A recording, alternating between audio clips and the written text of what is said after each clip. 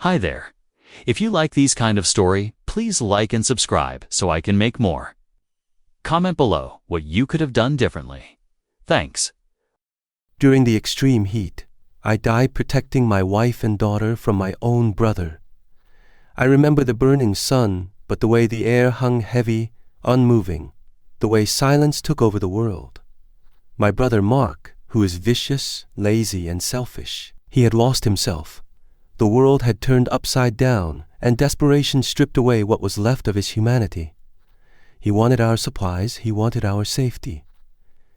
And he was willing to take it with a gun in his hand. I tried to reason with him. He threatened to shoot, to protect my family. I hurried to go out of my house with my wife and daughter. But the sun was too hot, piercing like hot lava.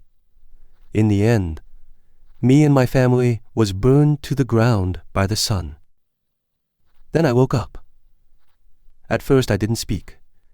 I just lay in bed, staring at the ceiling, listening to the soft breathing of my wife, to my daughter's quiet humming from the next room. I could hear the birds chirping outside, and for a moment I wondered if I was losing my mind. I checked the date. 3 months before the heat apocalypse. I try to control my happiness. I can redo things. I can have my revenge. This time I can protect my family. That moment on, I no longer regard Mark as family. I check my bank account. I have $100,500, enough to survive this coming apocalypse. I worked fast. I reinforced the basement walls, sealed cracks, added thick insulation, sound insulation, bought solar panels, batteries, food, water, everything I remembered we needed. I built a quiet air intake system hidden behind the shed and added a sealed passage behind the kitchen shelf. It wasn't paranoia anymore. It was survival. "You're digging again?" my wife Eliza asked, standing in the backyard with her arms crossed. "Yeah," I said, wiping sweat from my face. "Fixing up the basement. I think it's time we did something with it." "Heat insulation, solar panels, bottled water?" She squinted at me. "Are you prepping for the end of the world?" "I just have a bad feeling." She stared at me for a long moment, then nodded. "All right, I trust you." I asked her to buy food that can last months, and daily necessities like toilet papers and tampons and toothpaste and toothbrushes. I don't know how long this heat will last, so I have my wife bought a lot, a week before the heat arrive. I have completed my preparations. The basement is filled with supplies, stock all the way to the ceilings. There's a small area for cooking and bathroom. Then heat came, right on schedule. It started slowly. Then the sky turned white. The roads buckled. People burned on the streets. I took all the remaining food, water, and medicines. Then we all hurried into the basement. I sealed the hatch, making sure it's properly tight.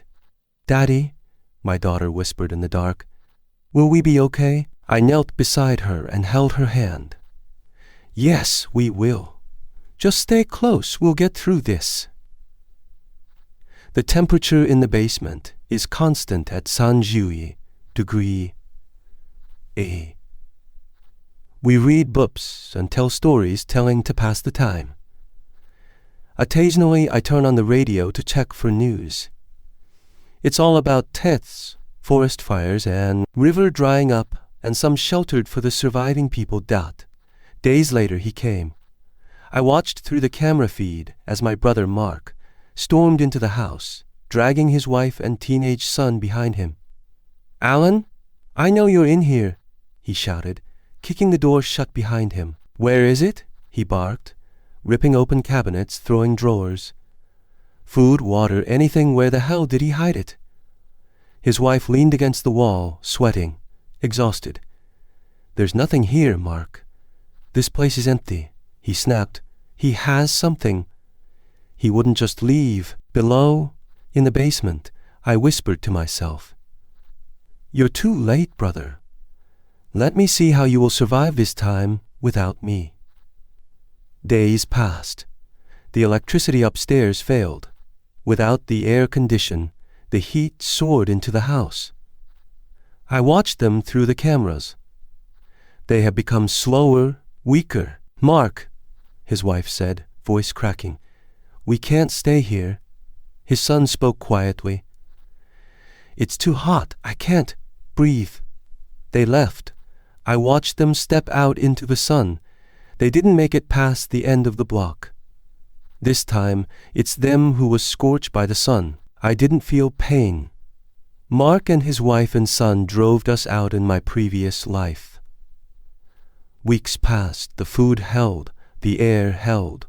We stayed alive. "I miss the sky," my daughter whispered one night. "Do you think it remembers us?" "I think," I said, "it's just waiting." Then, one morning, I heard it. Tap, tap, tap. Rain. I rushed to the hatch, swung it open. Cool air rushed in. I stepped outside barefoot on the warm earth. Water hit my skin like a blessing. "Eliza," I called. "Anna, come." "It's raining." They joined me, and we stood in silence, just feeling it. My wife leaned her head against my shoulder. "You did it. You saved us." "No," I said quietly. "We did." The earth was scarred. The world was different. But the sun, for once, wasn't angry. The skies had returned. This time, I lived to see it.